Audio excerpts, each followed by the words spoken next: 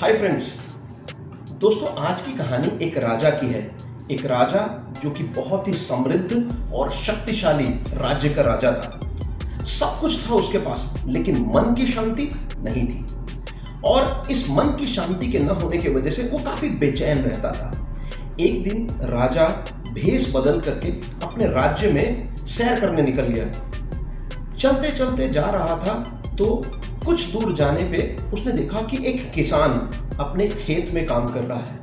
किसान देखने में काफी गरीब लग रहा था, तो राजा को उस किसान पे दया आई और राजा ने अपने पास से कुछ स्वर्ण मुद्राएं, कुछ 4 या 5 स्वर्ण मुद्राएं निकाली और किसान को बुलाया और कहा कि देखो किसान, मैं एक राहगीर हूँ, मैं यहाँ से जा रहा था तो मैंने तुम्हारे खेत में कुछ ये स्वर्ण मुद्राएं गिरी हुई देखी, तो मैंने उठाया और एज बिकॉज ये तुम्हारे खेत में है तो ये तुम्हारी होनी चाहिए या तुम्हें मिलनी चाहिए, तो इन्हें तुम रख लो।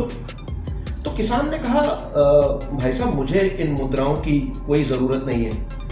तो राजा ने कहा स्वर्ण मुद्राएं तुम्हें ज़रूरत नहीं है?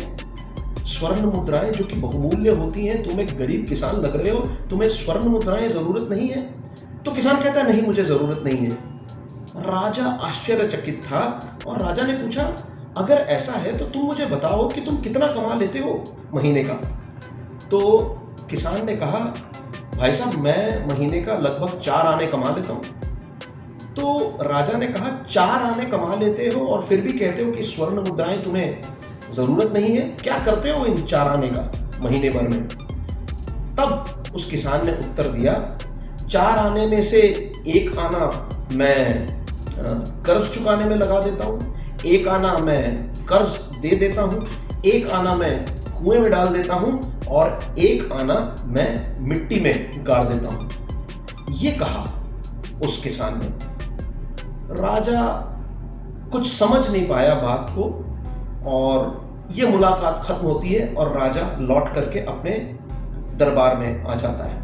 और दरबार में दूसरे दिन जब सभा बैठती है तो राजा ने ये सारा वाकया अपने दरबारियों को सुनाया और दरबारियों से पूछा कि इस 4 आने को खर्च करने का जो तरीका किसान ने बताया, इसका मतलब क्या है? तो दरबारियों ने अपने अपने तर्क पेश किए, अपने अपने जवाब पेश किए, लेकिन राजा किसी भी जवाब से बहुत ज्यादा खुश नहीं था। तो राजा ने फाइनली ये डिसाइड किया, ये निष्कर्ष पे आया कि उस किसान को ढूंढ के वापस लाया जाए और हम किसान से ही समझने की कोशिश करते हैं कि किसान कहना क्या चाहता था जब वो कहता है कि 1 आना मैं कर्ज उतारने में लगाता हूँ, 1 आना मैं कर्ज दे देता हूँ, 1 आना मैं मिट्टी में गाड़ देता हूँ और 1 आना मैं कुएं में डाल देता हूँ। इसका एक्चुअली मतलब क्या है? तो दरबारी निकल जाते हैं उस किसान को ढूंढने के लिए। बहुत मशक्कत के बाद आखिरकार वो किसान मिलता है, उस किसान को लेकर के आते हैं और दरबार में पेश किया जाता है। तो राजा उस किसान से कहता है कि उस दिन जब मैं तुमसे मिला था तुम्हारे खेत में, मैंने भेष बदला हुआ था, लेकिन एक्चुअली मैं इस राज्य का राजा हूँ। तो किसान ने प्रणाम किया राजा को और कहा कि महाराज, मुझे कैसे याद किया? तब किसान ने बताया कि वो जो तर्क तुमने रखा था 4 आने का और उसको खर्च करने का, वो तर्क हमें समझ में नहीं आया। आप कहना क्या चाहते हो जब आप ये चीज़ कहते हो कि 1 आना मैं कर्ज देने में लगाता हूँ, 1 आना मैं कर्ज उतारने में लगाता हूँ, 1 आना मैं कुएं में डालता हूँ और 1 आना मैं मिट्टी में गाड़ता हूँ?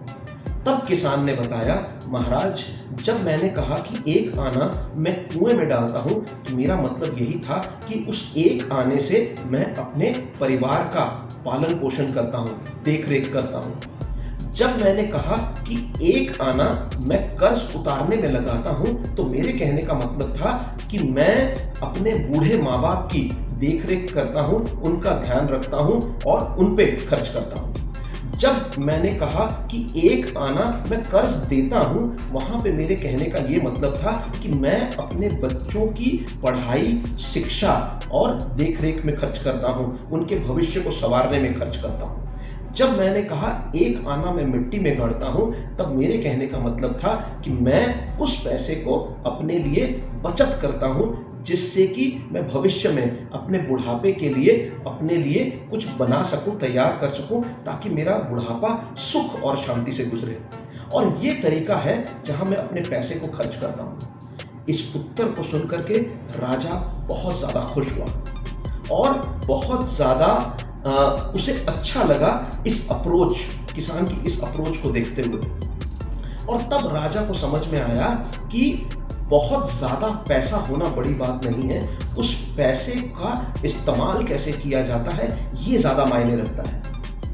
और ये कहानी आज के तारीख में कितनी सही है और कितनी रेलेवेंट है, जहाँ पे हमारे पास पैसा तो बहुत है लेकिन उस पैसे का इस्तेमाल हम कैसे कर रहे हैं ये बहुत मायने रखता है। साहब, मैं अगर आपसे पूछूं, आप ये बात में मेरे साथ डेफिनेटली सहमत होंगे कि आज से 20 साल, 25 साल, 30 साल पहले जो हमारे पिता पैसे कमाया करते थे, वो आज हम जो पैसे कमाते हैं उसके मुकाबले बहुत कम हुआ करते थे। मेरे पिता जो पैसे कमाया करते थे, आज उनके मुकाबले मैं 10 गुने ज़्यादा पैसे कमाता हूँ, और ऐसा हम सबके साथ है। लेकिन जो खुशी मेरे पिता के पास थी, क्या वो खुशी मेरे पास है? पैसे की कमाई 10 गुना बढ़ चुकी है, खुशी कितनी बढ़ी है या घटी है, ये बहुत बड़ा सवाल है। और ऐसा होने की सिर्फ एक वजह है कि जो पैसा हम कमा रहे हैं उस पैसे का इस्तेमाल सही तरीके से कर रहे हैं या नहीं, ये एक बहुत बड़ा सवाल है। क्योंकि पैसे ज़्यादा होना बड़ी बात नहीं है, उस पैसे का सही इस्तेमाल कैसे किया जाए वो बड़ी बात है। आज हमारा पैसा या हमारे जो भी रिसोर्सेज हैं वो कहाँ खर्च हो रहे हैं? मेरी रिक्वायरमेंट एक 2 BHK घर की है, लेकिन मैं खरीदता एक विला हूँ क्योंकि मुझे लोगों को दिखाना है। मेरी रिक्वायरमेंट एक छोटी गाड़ी की है, लेकिन मैं खरीदता एक SUV हूँ क्योंकि मुझे लोगों को दिखाना है। मेरी रिक्वायरमेंट अपने बच्चों को एक साधारण से स्कूल भेजूं तो सेटिस्फाई हो सकती है, लेकिन मैं शहर के सबसे बेहतरीन स्कूल में भेजने की कोशिश करता हूं क्योंकि मुझे सोसाइटी में स्टेटस का ध्यान रखना है। और जब मैं ये सारी चीज़ें करता हूं तो मैं कर्ज लेता हूं, मैं उधार लेता हूं, और जब मैं उधार लेता हूं तो मैं स्ट्रेस्ड होता हूं, मैं परेशान होता हूं। और जब मैं परेशान होऊंगा, मैं स्ट्रेस्ड होऊंगा, तो मन की शांति तो स्वाभाविक है कि नहीं मिलेगी। और भगवद गीता के 13वें अध्याय में भगवान कृष्ण ने भी तो यही कहा है कि आत्म संयम इंसान में होना बहुत ज़रूरी है, और दिखावे से हम जितना दूर रहें उतना अच्छा। सो दोस्तों, आशा करता हूँ ये कहानी आपको अच्छी लगी होगी। अगर अच्छी लगी है तो शेयर करें, और अगर मैं आपके ज़िंदगी में कोई भी परिवर्तन ला पाता हूँ, मुझे ऐसा लगेगा कि मेरी सारी मेहनत सार्थक हुई। और मैं ऐसा चाहूँगा कि आप भी कोशिश करें, सबके जीवन में कुछ ना कुछ परिवर्तन लाएं और चेंज लाएं। Let's make this world a better place to live. Thank you so much for being here. Have a nice day ahead.